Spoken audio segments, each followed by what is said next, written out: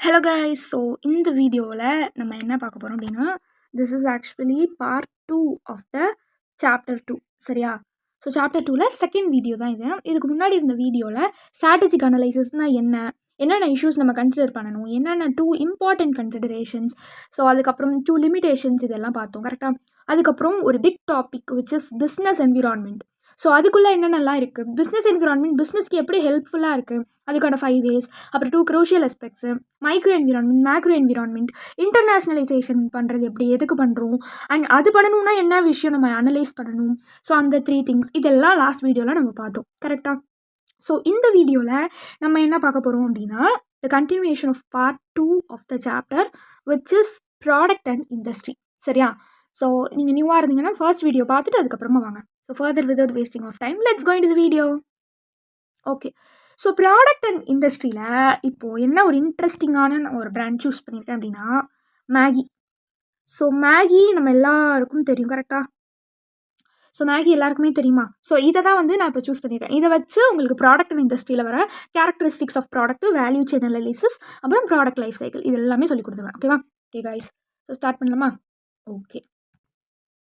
So Maggi அப்படிங்கிறது it's a brand. கரெக்டாக? எந்த கம்பெனியோடது? நெஸ்ட்லே கம்பெனியோட பிராண்ட் தான் ஆக்சுவலாக என்னது, இந்த மேகி. கரெக்டாக? ஸோ இது எந்த இண்டஸ்ட்ரியில் ஆக்சுவலாக இது ஒர்க் ஆகுது? ஃபுட் இண்டஸ்ட்ரி கீழே ஒர்க் ஆகுறதா இந்த மேகி. கரெக்டாக? ஸோ இந்த ப்ராடக்ட், இந்த மேகி அப்படிங்கிற பிராண்டுடைய ப்ராடக்ட்டு நூடுல்ஸ் தானே. ஓகேவா? ஓகே. ஸோ இதை வச்சு தான் இப்போ நம்ம என்ன பண்ண போகிறோம், ஃபஸ்ட்டு திங் கேரக்டரிஸ்டிக்ஸ் படிக்க போகிறோம். ஓகேவா? என்னது கேரக்டரிஸ்டிக்ஸ் படிக்க போகிறோம். ஓகே கேடன்.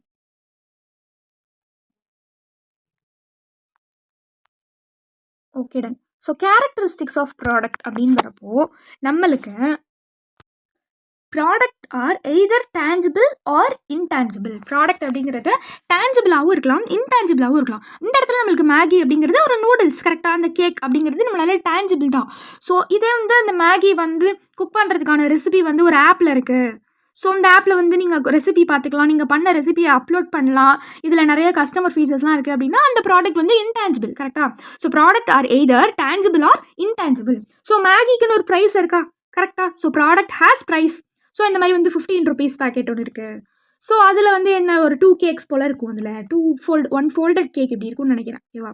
ஓகே. ஸோ அந்த பேக்கெட்டில் 15 ருபீஸு அப்படின்னு சொல்லுவாங்க. ஸோ இது second characteristic. First tangible or intangible, next price இருக்குது, அதுக்குன்னு ஒரு ப்ரைஸ் இருக்குது. அண்ட் தென் தேர்டு நம்மளுக்கு இந்த மாதிரி மேகின்னு எடுத்துக்கிட்டா அது 2 மினிட்ஸில் நம்மளால் குக் பண்ண முடியும் அப்படிங்கிற ஒரு கஸ்டமர் சாட்டிஸ்ஃபேக்ஷன் இருக்கும். கரெக்டாக? So the product has certain features that deliver satisfaction. So அதான் தேர்ட் பாயிண்ட். ஃபோர்த் பாயிண்ட் என்ன அப்படின்னா, product is pivotal for business. Product centric approach. ஏன் அப்படி சொல்கிறாங்க? ஸோ ப்ராடக்ட் அப்படிங்கிறத பேஸ் பண்ணி தான் அந்த பிஸ்னஸே ரன் ஆகிட்டு இருக்கும். அப்போ ப்ராடக்ட் அப்படிங்கிறது பிஸ்னஸுக்கு ஒரு பைவோட்டலான ஒரு விஷயம் விச் இஸ் இம்பார்ட்டண்ட். ஓகேவா? டன். அண்ட் தென் லாஸ்ட்டாக எந்த ப்ராடக்ட்டுன்னு எடுத்துக்கிட்டாலும் அதுக்குன்னு ஒரு யூஸ்ஃபுல் லைஃப் இருக்கும். ஓகேவா? ஸோ மேகியே பார்த்தீங்கன்னா 2015 போல் இடையில கொஞ்சம் ஃபுட் சேஃப்டிக்காக பேன் பண்ணியிருந்தாங்க. கரெக்டாக? ஸோ இப்போ தான் ரீசெண்டாக அது திரும்பியும் நம்மளுக்கு ரீபாப்புலராக ஆணுச்சு. Okay done. ஸோ இதுதான் 5 கேரக்டரிஸ்டிக்ஸ். இதுதான் என்னது 5 characteristics of product. First tangible or intangible, next price, அப்புறம் certain feature the deliver satisfaction, and product is pivotal of our business product centric approach, and the product has a life. Okay done. இப்போது நம்மளுக்கு characteristics of product முடிஞ்சிருச்சு. Next பார்த்தீங்கன்னா value chain analysis. என்னது? Value chain analysis. So இந்த value chain analysis அப்படிங்கிறது என்னென்னா, ஆக்சுவலாக it's a method. என்ன மெத்தடு அப்படின்னு பார்த்தீங்கன்னா, ஒரு ஆக்டிவிட்டியையும் அது எக்ஸாமின் பண்ணுது. என்ன பண்ணுது? எக்ஸாமின் பண்ணுது. என்ன ஆக்டிவிட்டி எக்ஸாமின் பண்ணுது? பிஸ்னஸ் செயின் என்னது? ஃபஸ்ட்டு நம்ம ரா மெட்டீரியல் வாங்குவோம், அடுத்து நம்ம அதை ஒர்க் பண்ணுவோம், அடுத்து அதை ஃபினிஷ் குட்ஸாக ப்ரொடியூஸ் பண்ணி நம்ம வெளியில் கொண்டு போவோம். அதை எப்படி வெளியில் கொண்டு போய் நம்ம சேர்க்க முடியும்? மார்க்கெட்டிங் அண்ட் சேல்ஸ் பண்ணி. அப்படியே விட்டுருவோமா? அதுக்கப்புறம் நம்ம என்ன பண்ணுவோம்? நம்மளுடைய சர்வீஸ் ஏதாவது பண்ணுவோம். அதாவது at the end of the time நம்ம அதை சேல் பண்ணதுக்கப்புறம் அப்படியே ஸ்டாப் பண்ணாமல் இந்த கஸ்டமருடைய ரிலேஷன்ஷிப் நம்ம இம்ப்ரூவ் பண்ணணும், அடிக்கடி ஃப்ரீக்வெண்ட்டாக நம்ம கிட்ட பர்ச்சேஸ் பண்ணணுன்றதுக்காக நம்ம என்ன பண்ணுவோம்? சில சர்வீஸும் நம்மளுக்கு கொடுப்போம். டேமேஜ் ஆனால் எனக்கு திரும்ப கால் பண்ணுங்க அப்படிங்கிற மாதிரி. கரெக்டாக? இதுதான் நார்மலாக நம்மளுக்கு இருக்கக்கூடிய செயின். ஸோ இதில் இந்த செயினில் ஒரு இடத்துலையும் நம்மளுக்கு ஒரு ஸ்டேஜ் இருக்குது கரெக்டாக. அப்போ அந்த ஒரு இந்த செயினில் இருக்கக்கூடிய ஒரு இடத்துலையும் நம்ம வேல்யூ பண்ணுறோம். இந்த இடத்துல நம்மளுக்கு அதிகமாக இருக்கா கம்மியாக இருக்கா அதுதான் வந்து என்னது, அதை எக்ஸாமின் பண்ணுற அந்த மெத்தட் தான் என்னது, வேல்யூ செயின் அனலைசிஸ் அப்படின்னு சொல்கிறாங்க. So value chain analysis is the method of examine each activity in the value chain of a business in order to identify areas for improvement. ஓகேவா? ஓகே. ஸோ இதுதான் எனக்கு value chain analysis. So இதில் நம்மளுக்கு பார்த்தீங்கன்னா 2 types of activities வந்து இருக்கும். என்ன இருக்கும்? 2 types of activities which is primary activity and supporting activity. Primary activity and supporting activity. Primary activity பார்த்தீங்கன்னா நம்மளுடைய வேல்யூ செயினை பேஸ் பண்ணியே இருக்கும். ஓகேவா? என்னது இப்போ நான் சொன்னேன் இல்லையா, இப்போ மேகின்னு இருந்துக்கிட்டா என்ன ரா மெட்டீரியல் நம்ம என்ன நல்லா வாங்குவோம் மேகியில் சொல்லுங்கள்? வீட் ஃப்ளாரு, மசாலா, ஸோ ஸ்பைசஸ், கரெக்டாக இது எல்லாமே வாங்குவோம். ஸோ இப்போது இதெல்லாம் எப்படி நம்ம வாங்கி நம்ம அதை ரிசீவ் பண்ணுறோம், ஸ்டோர் பண்ணுறோம், ஓகே, அதை எப்படி டிஸ்ட்ரிபியூட் பண்ணுறோம், நெக்ஸ்ட் ஆப்ரேஷனுக்கு எப்படி டிஸ்ட்ரிபியூட் பண்ணுறோம், எப்படி கொண்டு வரோம், அதை எந்த இடத்துல ஸ்டோர் பண்ணுறோம், அதை எப்படி கண்ட்ரோல் பண்ணுறோம், இது எல்லாமே இதுக்கு பேர் என்ன சொல்கிறாங்க, inbound logistics.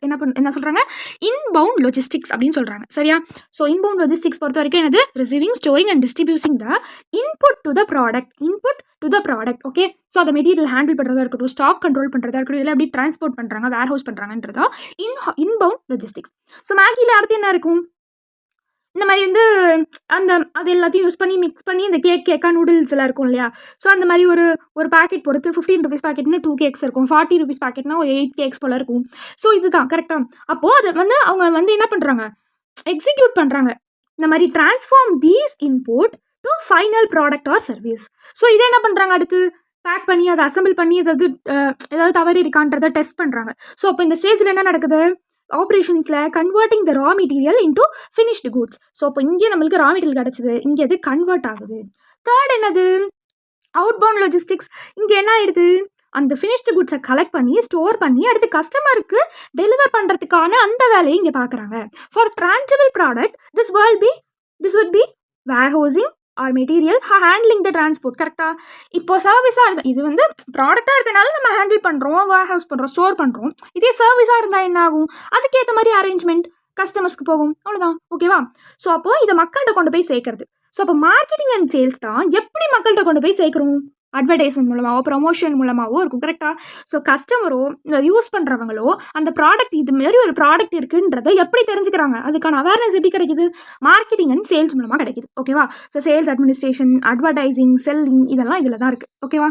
So public service மூலமாக கம்யூனிகேட் பண்ணுறதுனால இதை ஹெல்ப்பாக வச்சு என்ன பண்ணுறாங்க, மக்களுக்கு அது போய் சேருது. ஓகேவா? ஸோ இந்த இடத்துல மார்க்கெட்டிங் அண்ட் சேல்ஸ் வந்து நம்மளுக்கு ரொம்ப இம்பார்ட்டன்ட். அதுக்கப்புறம் அப்படியே ஸ்டாப் ஆகிடுமா, அது எல்லாத்துக்குமே என்ன பண்ணுவாங்க, ரிப்பேரோ இல்லை இந்த மாதிரி ஸ்பேரோ என்ன பண்ணுவாங்க, சர்வீஸ் ப்ரொவைட் பண்ணுவாங்களா, டேமேஜ்னா ஓகே.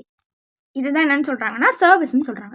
ஸோ இதுதான் என்னது, நார்மலாக நம்ம வேல்யூ செயினில் நடக்கக்கூடிய அந்த ஆக்டிவிட்டீஸ். ஸோ அந்த ஃபேஸஸ், அந்த ஸ்டேஜஸ், இதை நம்ம எப்படி ஈஸியாக ஞாபகம் வச்சுக்கலாம், இந்த ப்ரைமரி ஆக்டிவிட்டீஸை IOMS அப்படின்னு ஞாபகம் வச்சுக்கலாம். இதில் வந்து IOOMS மட்டும் தான் நீங்கள் ஞாபகம் வச்சுக்க போகிறீங்க, இந்த YUம் ISும் வந்து கிடையாது. ஓகேவா? ஐயோவில் வந்து inbound logistics, operations, outbound logistics. மிஸ்ல வந்து ஸ்டார்டிங் அண்ட் எண்ட் லெட்டர் மட்டும்தான், மார்க்கெட்டிங் அண்ட் சேல்ஸும் சர்வீஸும் மட்டும்தான். சரியா? இப்படி ஞாபகம் வச்சுக்கலாம் ப்ரைமரி ஆக்டிவிட்டீஸ். நெக்ஸ்ட் வந்து supporting activities. So supporting activities பொறுத்த வரைக்கும் இந்த ப்ரைமரி ஆக்டிவிட்டீஸை சப்போர்ட் பண்ணுறது மட்டும்தான் இந்த சப்போர்ட்டிங் ஆக்டிவிட்டீஸ். ஸோ நம்மளுக்கு அதில் ஃபர்ஸ்ட் திங் என்னென்னு பார்த்தீங்கன்னா ஃபும் இன்ஃப்ராஸ்ட்ரக்சர் பொறுத்த வரைக்கும் என்ன, அந்த மேல் இடத்துல இருக்கவங்கலாம் பிளானிங்கு, ஃபினான்சிங்கு, இந்த குவாலிட்டி கண்ட்ரோல் இதெல்லாம் யார் பார்த்துப்பாங்க, இந்த ஃபும் இன்ஃப்ராஸ்ட்ரக்சர் சப்போர்ட் பண்ணுவாங்க. ஹெச்ஆர் பொறுத்த வரைக்கும் ஹியூமன் ரிசோர்ஸ் மேனேஜ்மெண்ட் பொறுத்த வரைக்கும் எப்படி இதுக்கான ஸ்டாஃப்லாம் நம்ம ரெக்ரூட் பண்ணலாம், எப்படி மேனேஜ் பண்ணலாம், இவங்களுக்குலாம் எப்படி ட்ரைனிங் கொடுக்கலாம், ஸோ இதெல்லாம் பண்ணி நம்ம மோட்டிவேட் எப்படி பண்ணலாம், பீப்புளுக்கு ரிவார்ட் பண்ணி. ஸோ இதுதான் வந்து ஹியூமன் ரிசோர்ஸ் மேனேஜ்மெண்ட்டோட சப்போர்ட் பண்ணுற ஆக்டிவிட்டீஸ். நெக்ஸ்ட் டெக்னாலஜி டெவலப்மெண்ட் மூலமாக வேறு என்னென்னலாம் நம்ம ரிசர்ச் பண்ணலாம், இதுக்கு ரிலேட்டடாக வேறு என்னென்னலாம் ஃப்ளேவர்ஸ் கொண்டு வரலாம், இதெல்லாமே வந்து அனலைஸ் பண்ணி அதுக்கு என்னென்ன டெக்னாலஜிக்கல் டெவலப்மெண்ட்லாம் வேணும், கீ டெக்னாலஜிஸ்லாம் வேணும் which is directly related to that product அப்படின்னு யோசிக்கிறது தான் இந்த டெக்னாலஜி டெவலப்மெண்ட். ப்ரொக்யூர்மெண்ட் பொறுத்த வரைக்கும் ப்ரொக்யூர்மெண்ட் வந்து நம்ம ரா மெட்டீரியல் கலெக்ட் பண்ணுறோம்ல, அதுதான் இது சொல்லுவாங்க. Process for acquiring the various resource input to the primary activity. ஓகேவா? இதுதான் என்ன சொல்கிறாங்க, ப்ரொக்யூர்மெண்ட் சொல்கிறாங்க. இது எப்படி ஞாபகம் வச்சுக்கலாம் ஈஸியாக, PTM இஸ் ஹை அப்படின்னு சொல்லிட்டு ஞாபகம் வச்சுக்கலாம். ஸோ ப்ரொக்யூர்மெண்ட், டெக்னாலஜிக்கல் டெவலப்மெண்ட், ஹையில் HI வந்து human resource management and from இன்ஃப்ராஸ்ட்ரக்சரில் ஐ இருக்குல்ல, ஸோ அதான் வந்து இந்த ஐ. ஓகேவா? So PTM is high. இப்படி தான் வந்து நீங்கள் வேல்யூ செயின் அனலைசிஸ் வந்து ஈஸியாக ஞாபகம் வச்சுக்கோங்க. And then it's explanation. ஓகேவா? தென் ஸோ நெக்ஸ்ட்டு ப்ராடக்ட் இண்டஸ்ட்ரியில் ஒரு இன்ட்ரெஸ்டிங்கான டாபிக் என்னென்னா ப்ராடக்ட் லைஃப் சைக்கிள். இதுக்கு நம்ம அந்த மேகி எக்ஸாம்பிளே சூப்பராக இருக்கும். அது ஸ்டார்டிங் இன்ட்ரடியூஸ்ட் ஆன செக்ஷன் அந்த டைமில் பார்த்தீங்கன்னா அது வந்து ஃபர்ஸ்ட் ஃபேஸில் அது இன்ட்ரடியூஸ் ஆன ஸ்டேஜில் அதுக்கு மெதுவாக தான் வந்து என்னது அதோடைய சேல்ஸ் கோஸ் வந்து இருந்துச்சு. காம்படிஷன் ஆல்மோஸ்ட் நெக்லிஜிபிளாக தான் இருந்துச்சு. ப்ரைஸஸ் அப்போ என்ன ஆனிச்சு, எடுத்தோடனே அவங்க வந்து கம்மியாக கொடுக்கல, ஹையாக தான் கொடுத்துருந்தாங்க. அப்போ அதோடைய மார்க்கெட்ஸும் என்னாச்சு, லிமிட்டடாக தான் இருந்துச்சு. ஸோ இப்போ ஃபர்ஸ்ட் ஃபேஸ்லன்னு பார்த்தீங்கன்னா அந்த ஃபேஸ் எப்படி சொல்கிறாங்கன்னா இன்ட்ரொடக்ஷன் ஸ்டேஜ் அப்படின்னு சொல்கிறாங்க. Introduction phase first face.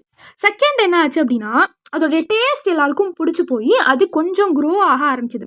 அதோடைய மார்க்கெட் அக்செப்டன்ஸ் வந்து ரொம்ப ஃபாஸ்ட்டாக ஆக ஆரம்பிச்சிது. அதுக்கு அதோடைய எக்ஸ்பான்ஷனும் என்ன ஆனிச்சு, ஃபாஸ்ட்டாக ஆனிச்சு. ஓகேவா, அது அந்த டேஸ்ட்டை பொறுத்து மக்கள் எல்லாருக்குமே அது விரும்ப ஆரம்பிச்சிட்டாங்க. டிமாண்டும் என்ன ஆயிடுச்சு, அந்த இடத்துல அதிகமாகிடுச்சு. ஓகேவா, ஸோ அதனால என்ன பண்ணிட்டாங்க, ஸோ இந்த மாதிரி வந்து காம்படிஷன் இன்க்ரீஸ் ஆகுது, இப்போ நம்ம ப்ரைஸை குறைச்சிடலாம் அப்படின்ட்டு தான் அவங்க என்ன பண்ணாங்க, இந்த 15 rupees பேக்கெட் 10 rupees பேக்கெட்லாம் வந்து கொடுக்க ஆரம்பிச்சாங்க. ஸோ இப்போ வந்து கஸ்டமருக்கு ஓரளவுக்கு நாலேஜ் மேகினா இப்படி தான் இருக்கும் அப்படிங்கிற நாலேஜ் அந்த இடத்துல உங்களுக்கு கிடச்சிருக்கும். இதுதான் என்னது second phase which is a growth face. ஓகேவா, தேர்ட் ஃபேஸ் என்னன்னு பார்த்தோன்னா இப்போ எல்லாருமே மேகி சாப்பிட்றாங்க, எல்லாருக்குமே மேகி அப்படிங்கிற ஒரு விஷயம் தெரிஞ்சிருச்சு. ஸோ அந்த ஸ்டேஜில் எல்லாருமே மேகி சாப்பிட்றாங்க அப்படிங்கிற ஒரு ஸ்டேஜ் இருக்குது. இப்போ நம்மளுக்கு பிரச்சனையும் இல்லை, ரொம்ப கஷ்டமும் இல்லை, நம்ம ரொம்ப அதிகமாகவும் போகலை. ஸோ இந்த ஸ்டேஜ் தான் என்னன்னா maturity stage which is the third face. ஓகேவா, இந்த இடத்துல அவங்களுக்கு க்ரோத் ரேட் அதிகமாக இருக்காது, ஸ்லோ டவுனாக தான் இருக்கும். இந்த இடத்துல என்னென்னா காம்படிஷன் அதிகமாக இருந்த ஸ்டேஜ். அதாவது இந்த இப்பிலாம் வந்துச்சு தெரியுமா, இப்பி அண்ட் ஏகேகேன்னு சொல்லிட்டு ஒரு நூடுல்ஸ்லாம் கூட இருக்கும். ஸோ அந்த நூடுல்ஸ் இதெல்லாம் வந்த டைம். ஸோ அப்போது அவங்களுக்கு காம்படிஷன் வந்து அதிகமாகிடுச்சு. ஓகேவா, ஸோ மார்க்கெட் வந்து ரொம்ப ஸ்டெபிளைஸ்டாக போயிட்டுருக்கு, ப்ராஃபிட் அவ்வளோவா இல்லை, கொஞ்சம் குறைய ஆரம்பிச்சிருச்சு. இந்த இடத்துல மேகி என்ன யோசிச்சாங்கன்னா நம்ம இப்படியே மேகி வாங்குறவங்கள ஸ்டெபிலைஸ் பண்ணால் மட்டும் போதும், மெயின்டைன் பண்ணால் மட்டும் போதும் ஸ்டெபிலிட்டியா அப்படின்னு திங்க் பண்ண ஆரம்பிச்சாங்க. This is the third phase of the product. இப்போது ஃபோர்த் ஃபேஸில் என்ன ஆயிடுச்சு அப்படின்னா ஒரு 2015 போல் என்ன ஆயிடுச்சுன்னா இந்த ஃபுட் சேஃப்டிக்கு ரிலேட்டடாக பேன் பண்ணிட்டாங்க மேகி. இதனால் என்ன ஆயிடுச்சு, ஷார்ப்பான ஒரு டவுன்வார்ட் ட்ரிஃப்ட் சேல்ஸில் போயிடுச்சு. ஸோ ரொம்ப ஃபால் டவுன் ஆகிட்டாங்க ஷார்ப்பாக. இந்த மாதிரி நியூ ப்ராடக்ட் இப்படிலாம் வந்துட்டு இந்த ஃபுட் சேஃப்டி ரிலேட்டடாகவும் நிறைய விஷயம்லாம் வந்துட்டனால அந்த ப்ராடக்ட் அப்படியே என்ன ஆயிடுச்சு, டவுன் ஆயிடுச்சு. ஸோ இந்த இடத்துல the combination of strategies can be implemented. அதை அவங்க பண்ணி தான் திரும்ப என்ன பண்ணிட்டாங்க, இந்த நூடுல்ஸை கொண்டு வந்தாங்க. ஓகேவா, ஓகே டன். ஸோ இதுதான் என்னது product life cycle. Okay, so the introduction stage தான் ஃபர்ஸ்ட் ஃபேஸு, க்ரோத் வந்து second phase, maturity third, and then decline வந்து fourth phase. Okay done. So இதுக்கப்புறம் அந்த ஃபோர்த் ஃபேஸில் அவங்க பண்ணக்கூடிய ஸ்ட்ராட்டஜி என்னவாக இருக்கும் அப்படின்னா ஒன்று diversification or retrenchment which will be studied in the next chapter. ஓகேவா, ஸோ அதில் இன்னும் டீட்டெயிலாக உங்களுக்கு சூப்பராக சொல்லித்தரேன். Okay done. ஸோ இதுதான் பார்த்தீங்கன்னா ப்ராடக்ட் இண்டஸ்ட்ரியில் வரக்கூடிய 3 சப் டாபிக்ஸ். ஓகேவா, ஓகே டன். இப்போ பார்த்தீங்கன்னா நம்மளுடைய செகண்ட் சாப்டரோடைய 50% of the chapter completed. Okay, so next பார்த்தோம் அப்படின்னா இண்டஸ்ட்ரி என்விரான்மெண்ட். இந்த இண்டஸ்ட்ரி என்விரான்மெண்ட் ரொம்ப ரொம்ப க்ரூஷியலான ஒரு டாபிக். இது நம்ம எப்படி போன வாட்டி ஸ்ட்ராட்டஜிக் இன்டென்ட் வந்து ஹார்ட் ஆஃப் த சாப்டர்னு சொன்ன மாதிரி அந்த மாதிரி இங்கே வந்து இந்த இண்டஸ்ட்ரி என்விரான்மெண்ட் அப்படிங்கிறது ஹார்ட் ஆஃப் த சாப்டர். கண்டிப்பாக இதுலேருந்து 5 மார்க் அப்படிங்கிற ஒரு கொஸ்டின் வந்து வரும். சரியா, ஓகே. இந்த இண்டஸ்ட்ரி என்விரான்மெண்ட்னா என்ன, இது எதுக்காக நம்ம அனலைஸ் பண்ணணும் அப்படின்னு நம்ம பார்த்தோன்னா ஃபர்ஸ்ட் திங் இதுதான் இம்பார்ட்டன்ட் ஸ்டெப்பு. ஸ்ட்ராட்டஜிக் அனலைசிஸில் இம்பார்ட்டன்ட் ஸ்டெப் என்னென்னா இந்த இண்டஸ்ட்ரி என்விரான்மெண்ட்டை அனலைஸ் பண்ணணும் அப்படிங்கிற கோல் தான். சரியா, ஸோ இதில் என்ன பண்ணுவாங்க, இந்த இண்டஸ்ட்ரி என்விரான்மெண்ட்டில் என்ன பண்ணுவாங்க, என்னென்ன ப்ரெஷர்ஸ் வந்து பிஸ்னஸ் ஃபேஸ் பண்ணுறாங்க அப்படிங்கிறத அனலைஸ் பண்ணுவாங்க. சரியா, ஸோ ப்ரெசண்ட்லையும் ஃப்யூச்சர்லையும் என்னென்ன ப்ரெஷர்ஸ் வந்து இந்த பிஸ்னஸ் வந்து ஃபேஸ் பண்ணுறாங்க பண்ண போகிறாங்க அப்படிங்கிறத அனலைஸ் பண்ணுறது தான் இந்த இண்டஸ்ட்ரி என்விரான்மெண்ட் அனலைசிஸ்.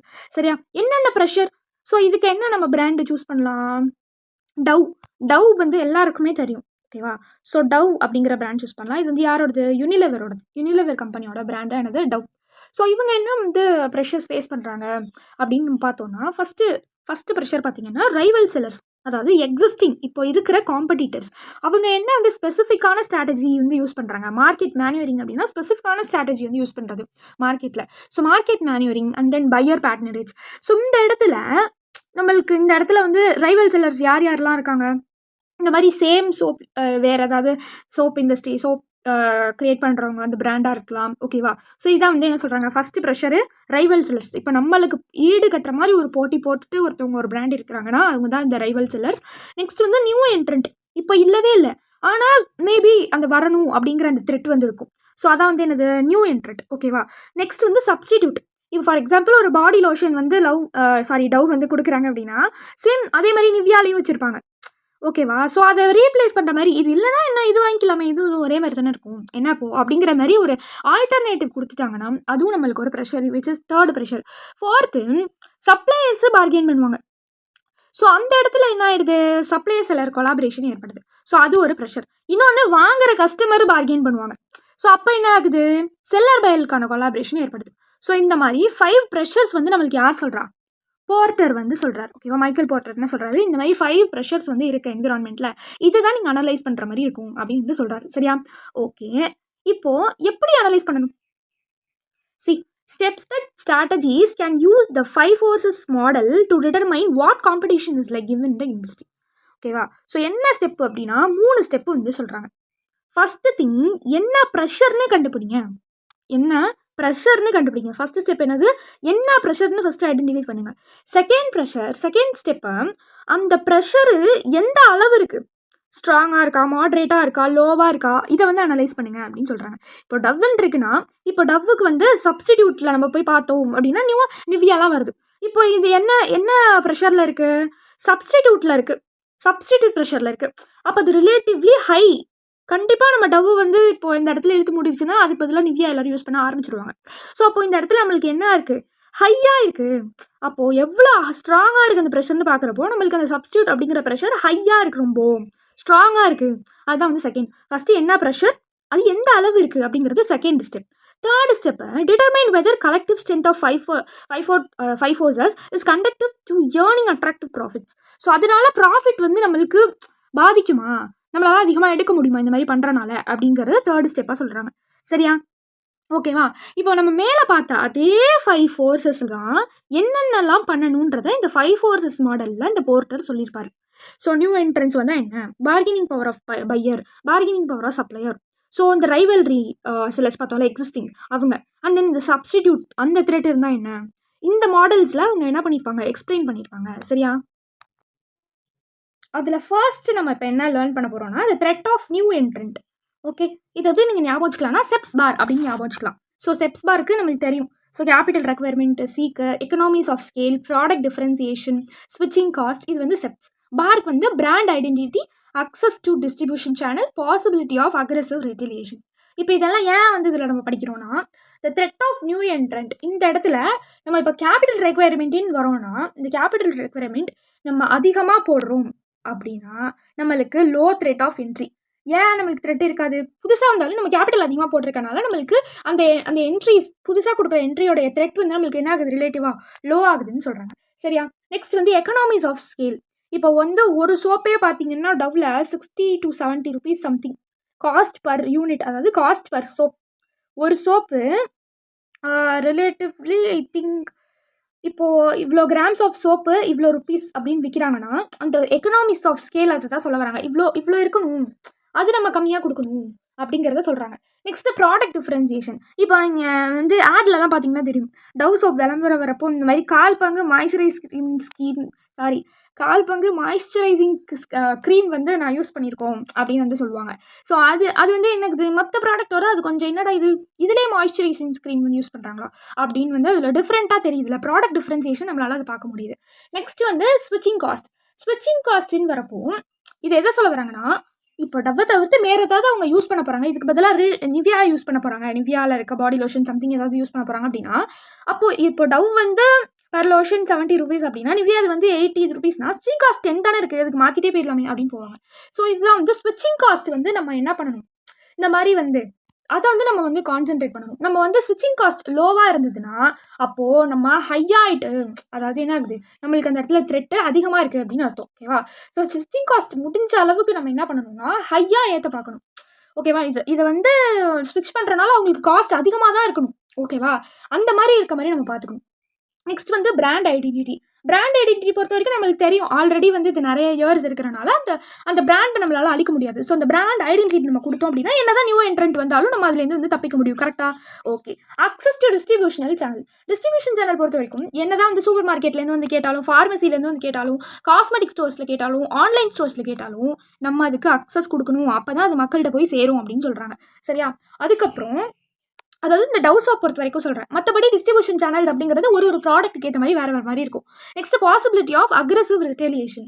ஸோ இந்த மாதிரி இது எதுக்கு சொல்ல வராங்க அப்படின்னா, சம்டைம்ஸ் நம்ம வந்து டிஸ்கவுண்ட்டுக்கு வந்து ஆஃபர் பண்ணுற மாதிரி இருக்கும், அதுமாரி நியூ ப்ராடக்ட் லான்ச் பண்ணுற மாதிரி இருக்கும், இந்த மாதிரி வந்து ரிட்டைலர் இன்சென்டிவ் கேட்பாங்க. இந்த மாதிரியான பிஹேவியருக்கும் நம்ம என்ன பண்ணணும், பாசிபிலிட்டிஸ்க்கு அதுக்கும் நம்ம என்ன பண்ணணும், போகிறது தான் போகும். இதுதான் வந்து என்ன சொல்கிறாங்கன்னா, இந்த த்ரெட்ஸ் ஆஃப் நியூ என்ட்ரன்ஸில் இதெல்லாம் பண்ணால் நம்ம என்ன பண்ணலாம், அதுலேருந்து கொஞ்சம் ரிலீஃப் ஆகலாம் அப்படின்னு சொல்கிறாங்க. ஓகேவா? ஸோ நெக்ஸ்ட் என்னன்னா, bargaining power of buyers. So buyers பொறுத்த வரைக்கும் அவங்களுக்கு ஃபுல் நாலேஜ் இருக்கும்ப்பா. இந்த பையர்ஸ் இதானா இவங்க தான் வாங்க வராங்க அப்படின்னா அவங்களுக்கு ஃபுல் நாலேஜ் இருக்கும். நம்ம ப்ராடக்ட் மாதிரியே யூஸ் பண்ணால் எங்கே, ஸோ நம்ம வந்து இதில் அதிகமாக பணம் போடலாமா வேணாமா, ஓகேவா? ஸோ இந்த இடத்துல வந்து நம்மளோட நீடுக்கு ஏற்ற மாதிரி இந்த இண்டஸ்ட்ரீஸ் வந்து கொடுப்பாங்களா, ஸோ இதை மாற்றினா நம்மளுக்கு வேறு சப்ஸ்டியூட் அவைலபிளாக இருக்கா, இந்த 3 திங்ஸுமே அவங்களுக்கு நல்லா தெரியும் அப்படின்னு வந்து இதில் சொல்கிறாங்க. Next bargaining power of supplier பொறுத்த வரைக்கும், அதாவது சப்ளை பண்ணுறவங்க, ஸோ அவங்களுக்கும் என்ன இருக்கும், இந்த மாதிரி their product are crucial to buyer and substitutes are not available அப்படிங்கிறத அவங்க வச்சிருக்கணும். நம்ம ப்ராடக்ட் வாங்குறவங்களுக்கு சப்ஸ்டியூட்டே இருக்கக்கூடாது அப்படிங்கிறத வச்சிருக்கணும். ஸ்விட்சிங் காஸ்ட் அதிகமாக இருக்க மாதிரி பார்த்துக்கணும். ஓகேவா? ஸோ இந்த மாதிரி பையர்ஸ் என்ன பண்ணணும், ரொம்ப கான்சென்ட்ரேட்டடாக இருக்கணும் அப்படின்னு சொல்கிறாங்க. ஓகேவா? ஸோ பையர்ஸை விட சப்ளையர் கான்சென்ட்ரேட்டாக இருக்கணும் அப்படின்றத சொல்கிறாங்க. இதான் bargaining power of suppliers. Next nature of rivalry இந்த இண்டஸ்ட்ரி. ஸோ அவங்கள பொறுத்த வரைக்கும் என்ன சொல்ல வராங்க அப்படின்னா, எந்த அளவுக்கு இன்டென்ஸாக அந்த காம்படிஷன் வந்து போயிட்டுருக்கு. இண்டஸ்ட்ரி லீடர் அப்படின்னு வரப்போ வேஸ்லினாக இருக்கட்டும், செட்டாஃபில்லாக இருக்கட்டும், அண்ட் தென் இப்போ வந்து செராவி அப்படின்னு சொல்லிட்டு கூட ஒன்று வந்திருக்கு. ஸோ இதெல்லாமே என்ன சொல்கிறாங்க, இண்டஸ்ட்ரி லீடர்ஸ் காம்படிட்டர்ஸ் இன்க்ளூட் ஆகுறாங்க அப்படின்னு சொல்லிட்டு. ஸோ நம்பர் ஆஃப் காம்படிட்டர்ஸ் அப்படின்றதும் மெனி ஸ்கின் கேர் பிராண்ட் வந்து நம்மளுக்கு கம்பீட் ஆகும். கரெக்டாக? ஸோ அதனால் நம்மளுக்கு ரொம்ப இன்டென்ஸாக இருக்கும் அப்படின்னு சொல்கிறாங்க. நெக்ஸ்ட் வந்து ஃபிக்ஸ்டு காஸ்ட். ஃபிக்ஸ்டு காஸ்ட் பொறுத்த வரைக்கும் என்ன சொல்கிறாங்கன்னா, ஃபேக்ட்ரிஸாக இருக்கட்டும், ரிசர்ச் அண்ட் டெவலப்மெண்ட்டாக இருக்கட்டும், இதுக்கெல்லாம் வந்து அதிகமாக நம்மளுக்கு இன்வெஸ்ட்மெண்ட் தேவைப்படுது. ஸோ அதனால் நம்ம என்ன பண்ணணும், இந்த மாதிரி நிறைய வந்து காம்படிஷன் இன்க்ரீஸ் ஆக கம்பெனிஸ் வந்து நிறைய சேல் பண்ணுறதுக்கு ரெக்கவர் பண்ணுறதுக்காக நிறைய சேல் பண்ணுற மாதிரி இருக்கும். ஸோ அதிகமாக சேல் பண்ண என்ன ஆகும், ஃபிக்ஸ்டு காஸ்ட் அதிகமாகும். நெக்ஸ்ட் வந்து exit barriers. So exit barriers பொறுத்த வரைக்கும் என்னது, எக்ஸிட் பேரியர் தான் ஒன்றும் இல்லை. இப்போது இந்த டவ்வை வந்து மூடணும்னு நினச்சா அது மூடவே முடியாத மாதிரி இருக்கிறதா எக்ஸிட் பேரியர்ஸ். வெளியூர் வந்து நினைக்கிறாங்க டவ்வை பேசாமல் ஸ்டாப் பண்ணிடலாமா அப்படின்னு நினைக்கிறாங்க. பட் அதை ஸ்டாப் பண்ணால் இவ்வளோ விஷயம் பாதிக்கும் அப்படின்னு இருக்குல்ல, அதுதான் இந்த எக்ஸிட் பேரியர்ஸ். அதை எக்ஸிட் பண்ணால் இவ்வளோ பேரியர்ஸ் இருக்குப்பா அப்படின்னு இருக்கிறது, அதை நம்ம வச்சுக்கணும். நெக்ஸ்ட் வந்து ப்ராடக்ட் டிஃபரன்சியேஷன் நான் மேலே சொன்ன மாதிரி தான். அண்ட் தென் வந்து ஸ்லோ க்ரோத். ஓகேவா? டன். நெக்ஸ்ட் வந்து த்ரெட் ஆஃப் சப்ஸ்டிடியூட் பொறுத்த வரைக்கும் லேட்டன்ட் சோர்ஸ் ஆஃப் காம்படிஷன் இருக்கும். சரியா? ஸோ இந்த இடத்துல வந்து என்ன ஆகும் அப்படின்னா, இந்த எதிரில் இருக்க அந்த காம்படிட்டருடைய கேரக்டர் வந்து டிராஸ்டிக்காக ஆல்டர் ஆகும். ஓகே. ஸோ இந்த மாதிரி வந்து final force that can influence industry profitability is availability of substitute. இதுதான் வந்து மெயின் பாயிண்ட். ஓகேவா? டன். இதே மாதிரி நம்ம வந்து இப்போ ஒரு சோர்ஸ்க்கான ப்ராஃபிட் ப்ரெஷர் வந்து ப்ரிடிக்ட் பண்ணணும் அப்படின்னு வரப்போ அதுக்கான ப்ராடக்டை வந்து நம்ம சர்ச் பண்ணணும். ஸோ அந்த ப்ராடக்ட் ஒழுங்காக பெர்ஃபார்ம் ஆகுதா, ஸோ அதே மாதிரி ஃபங்க்ஷன் ஆகுதா அப்படிங்கிற, அதாவது நம்ம பழைய ப்ராடக்ட் மாதிரி எக்ஸிஸ்டிங் ப்ராடக்ட் மாதிரியே வந்து இதுவும் வந்து ஆகுதா அப்படிங்கிறதையும் நம்ம வந்து என்ன பண்ணணும், பார்க்கணும். ஓகேவா? இதுதான் என்னன்னா த்ரெட்ஸ் ஆஃப் சப்ஸ்டிடியூட்னு சொல்கிறாங்க. So this is what about Porter's 5 forces model. சிம்பிளாக சொல்லணும்னா ஃபஸ்ட்டு என்ன ப்ரெஷர்னு பார்க்கணும், அந்த ப்ரெஷர் எவ்வளோ ஹையாக இருக்குன்னு பார்க்கணும். ஸோ எவ்வளோ ஹையாக இருக்கோ அதுக்கான ஸ்டெப்ஸை வந்து இந்த 5 ஃபோர்ஸஸ் மாடல்லேருந்து நம்ம பிக் பண்ணி எடுத்துக்கலாம். அவ்வளோதான். ஓகேவா? டன். ஸோ நெக்ஸ்ட் பார்த்தோம்னா அட்ராக்டிவ்னஸ் ஆஃப் இண்டஸ்ட்ரி. இதில் என்னென்னா ரொம்ப சிம்பிள் தான். நம்மளுடைய அந்த டவ் பிராண்டு எப்படி நம்மளுடைய பிராண்ட் வந்து எப்படி இருக்குது, ஃப்யூச்சர்லாம் நல்லா இருக்குமா, க்ரோத் போயிட்டுருக்கா, காம்படிஷன் எப்படி இருக்குது, அதுக்கான ஃபோர்ஸஸ்லாம் அனலைஸ் பண்ணுறோமா, ஸோ என்னென்ன ஃபேக்டர்ஸ்லாம் இப்போ நம்மளுக்கு வந்து ட்ரைவ் ஆகுது, ஸோ காம்படிட்டிவ் பொசிஷன் பொறுத்த வரைக்கும் ஸ்ட்ராங்காக இருக்கா வீக்காக இருக்கா, இந்த மாதிரி ரைவல்ஸ் வீக்காக இருக்காங்க அப்படின்னா ஸோ அந்த கேபிட்டல் வல்னரபிலிட்டிஸ் என்ன, அண்ட் தென் இண்டஸ்ட்ரியில் அன்அட்ராக்டிவாக இருக்கக்கூடிய ஃபேக்டர்ஸ் நம்மளால் டிஃபைன் பண்ண முடியுமா, கவுண்ட்ராக்ட் பண்ண முடியுமா, அண்ட் தென் வந்து ரிஸ்க்கெல்லாம் பார்த்தோன்னா எப்படி இண்டஸ்ட்ரி ஃப்யூச்சரில் எப்படி அது சர்வ் ஆகும், அண்ட் தென் இண்டஸ்ட்ரி ப்ராப்ளம் வந்து சிவியராக இருக்கா, எந்த அளவுக்கு சிவியராக இருக்குது, ஸோ கண்டினியூஸாக வந்து பார்ட்டிசிபேட் ஆகுதா, ஸோ இண்டஸ்ட்ரி வந்து சக்ஸஸ் ஆகுமா, இதெல்லாம் பார்க்குறது தான் என்னது இந்த அட்ராக்டிவ்னஸ் ஆஃப் இண்டஸ்ட்ரின்னு சொல்கிறாங்க. சரியா? நெக்ஸ்ட்டு ஒரு important thing which is experience curve. So experience curve பொறுத்த வரைக்கும் இதோட ஒன் லைன் எப்படி சொல்லலாம் அப்படின்னா, we learn as we grow. நம்ம லேர்ன் ஆக நம்ம வளர்ந்துக்கிட்டே இருக்கோம் அப்படிங்கிறது தான் இதோட இன்டென்ஷனே, இந்த டாப்பிக்கோட இன்டென்ஷனே. அக்கின் டு அப்படின்னா ஆல்சோ அப்படின்னு அர்த்தம். ஓகேவா? அக்கின் டுனா ஆல்சோ அப்படின்னு அர்த்தம். இது எப்படியும் சொல்கிறாங்கன்னா லேர்னிங் கர்வ் அப்படின்னு சொல்கிறாங்க. So the experience curve explain the efficiency increase gained by workers through repetitive productive work. இது என்ன சொல்கிறாங்கன்னா, இப்போது இனிஷியலாக வந்து ஒர்க்கர்ஸ் வந்து 1 மந்த்துக்கு வந்து டவ் வந்து எப்படி சொல்கிறது, அதாவது டவ் ஸ்டார்டிங் ஸ்டேஜில் சொல்கிறேன், ஒரு 10,000 பாட்டில்ஸ் தான் வந்து ப்ரிப்பேர் பண்ணியிருக்காங்க அப்படின்னு வச்சுக்கலாம். ஸோ ஒர்க்கர்ஸால் அவ்வளோ எஃபர்ட் போட்டு ஒரு 10,000 bottles body lotion of Dove தான் வந்து 1 மந்த்துக்கு அவங்களால ப்ரொடக்ஷன் பண்ண முடிஞ்சுது. ஸோ இப்போது ஆஃப்டர் 10 இயர்ஸ் இப்படி வச்சுக்கலாம். அப்போது 10 இயர்ஸில் அவங்களுக்கு எவ்வளோ இம்ப்ரூவ்மெண்ட் இருந்திருக்கும். அப்போ 1 மந்த்துக்கு 10,000 பாட்டில்ஸுங்கிறதெல்லாம் ஒரு மேட்டரா? இல்லை. கண்டிப்பாக மில்லியன் பில்லியன் அளவுக்கு தான் அவங்களுடைய ப்ரொடக்ஷன் வந்து போயிருக்கும். கரெக்டாக? அப்போது இவங்க என்ன சொல்கிறாங்க அப்படின்னா, எக்ஸ்பீரியன்ஸ்க்கு எக்ஸ்பிளைன் பண்ணுற விஷயம் எஃபிஷியன்ஸ் இன்க்ரீஸ் ஆகுது. எப்போது ஒர்க்கர்ஸ் வந்து ரிப்பிட்டேட்டிவாக அவங்களுடைய ஒர்க்கை வந்து, அதாவது இந்த ப்ரொடக்ஷன் ஒர்க்கை கொடுக்க அது என்ன ஆகுது, அவங்களுடைய எஃபிஷியன்சி இன்க்ரீஸ் ஆகுதுன்னு சொல்கிறாங்க. So it is based on the commonly observed phenomena.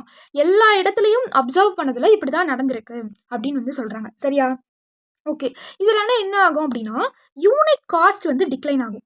அப்போ 10,000 பாட்டில்ஸ் ப்ரிப்பேர் பண்ணப்போ 1 பாட்டில் இவ்வளோன்னு விற்றுருக்கும். பட் இப்போ பில்லியன் கணக்கில் வந்து 1 மந்த்துக்கு ஒரு பாட்டில் போகும் அப்படிங்கிறப்போ இப்போ என்ன ஆகிருக்கும், யூனிட் காஸ்ட் டிக்ளைன் ஆகிருக்கும். இதை தான் சொல்கிறாங்க. ஓகேவா? ஸோ இந்த இடத்துல தான் என்ன சொல்கிறாங்கன்னா, as a full accumulates experience in terms of cumulative volume of production அப்படின்னு சொல்கிறாங்க.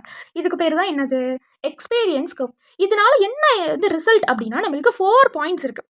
First point learning effect.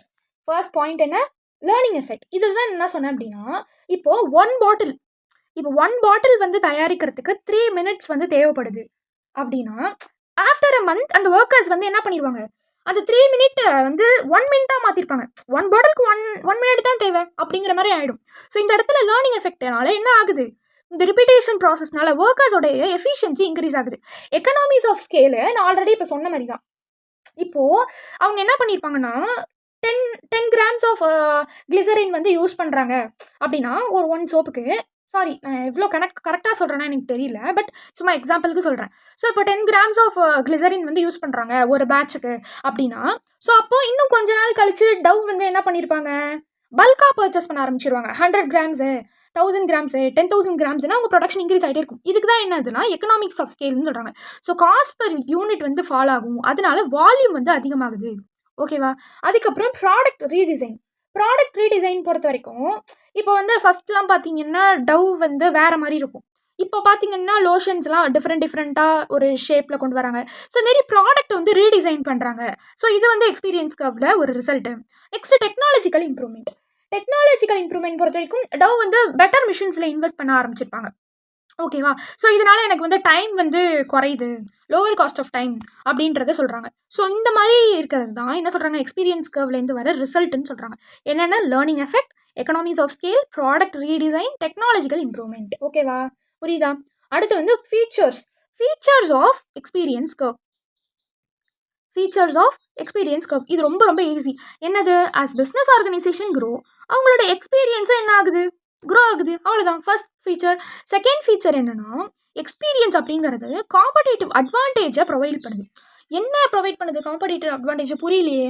ஆக்சுவலாக ரிவல்ஸ்னால் என்ன சொன்னேன், எக்ஸிஸ்டிங் காம்படிஷன் கரெக்டாக. ஸோ அந்த எக்ஸிஸ்டிங் இப்போ இருக்கிற காம்படிஷனுக்கு அவங்களுக்கு மத்தியில் நம்மளுக்கு காம்படேட்டிவ் அட்வான்டேஜை அது கிரியேட் பண்ணி கொடுக்குது. இவ்வளோ வருஷம் எக்ஸ்பீரியன்ஸ்ப்பா, டவ் வந்து இவ்வளோ வருஷமாக இருக்குப்பா அப்படிங்கிற ஒரு காம்படேட்டிவ் அட்வான்டேஜ் மக்கள் மத்தியில் இருக்கா. ஸோ இதுதான் என்ன ஆகுது, புதுசாக எந்த சோப்பு வந்தாலும் இப்போவுமே நிறைய பேர் என்ன பண்ணுறாங்க அப்படின்னா, இந்த லைஃப் பாய் சோப்பு, டெட்டால் சோப்புலாம் விடவே மாட்டாங்க. அது வந்து ட்ரையாக இருக்குதா, நான் இல்லைன்னு சொல்லலை, பட் ஆனாலும் இது இத்தனை வருஷம் இருக்குன்றனாலேயே நிறைய பேர் யூஸ் பண்ணுறாங்க. ஸோ அதனால் புதுசாக வர நல்ல சோப்பு கூட இந்த இடத்துல என்ன ஆகுது, அவங்களுக்கு பாதிக்கப்படுது. அப்போ இது இவங்களுக்கு என்ன, இந்த லைஃப் பாய் சோப்புக்கு இது என்ன, அது ஒரு பேரியர் தானே இருக்குது. உங்களுக்கு புரியுதா இல்லையா? இப்போது இந்த மாதிரி இவ்வளோ வருஷமாக இருக்குன்றனால இந்த லைஃப் பாய் சோப்புக்கு இது ஒரு காம்படேட்டிவ் அட்வான்டேஜாக ஆகிடுச்சு. புதுசாக எந்த சோப் வந்தாலும் அவங்களுக்கு வந்து it act as a barrier to entry. இல்லை, உங்களுக்கு புரியுதா? அதுதான் வந்து second feature. So third feature என்ன அப்படின்னா, large and successful organisation possess a stronger experience effect. இதுதான் ஓகேவா? இதோட கண்டினியூஷன் பாயிண்ட் மாதிரி தான் இதுவும். Okay done. So this is what about the features of the experience curve. Okay. So இதில் என்ன ஆக்சுவலாக சொல்ல வராங்க, என்ன தான் இந்த டயக்ராம் என்ன சொல்ல வருது அப்படின்னா, நம்ம எந்த அளவுக்கு நம்மளுடைய ப்ரொடக்ஷன் யூனிட் இன்க்ரீஸ் ஆகுதோ காஸ்ட் பர் யூனிட் டிக்ரீஸ் ஆகுது, அவ்வளோதான் இதில் சொல்ல வராங்க. சரியா? Okay done. So this is what about the industry environment. So இந்த வீடியோவில் நம்ம என்ன பார்த்தோம், செகண்ட் பார்ட் ஆஃப் த வீடியோவில் ப்ராடக்ட் இண்டஸ்ட்ரியும் இண்டஸ்ட்ரி என்விரான்மெண்ட்டும் நம்ம பார்த்துருக்கோம். ஓகேவா? ஸோ இந்த third part of the video we will be seeing the remaining topics of this chapter. ஓகேவா? ஸோ மறக்காமல் நீங்கள் என்ன பண்ணுங்கள், இதில் ஏதாவது டவுட் இருந்துச்சுன்னா கமெண்ட் செக்ஷன்லேயும் சொல்லுங்கள். Okay, so until then this is Shweta signing off. Thank you.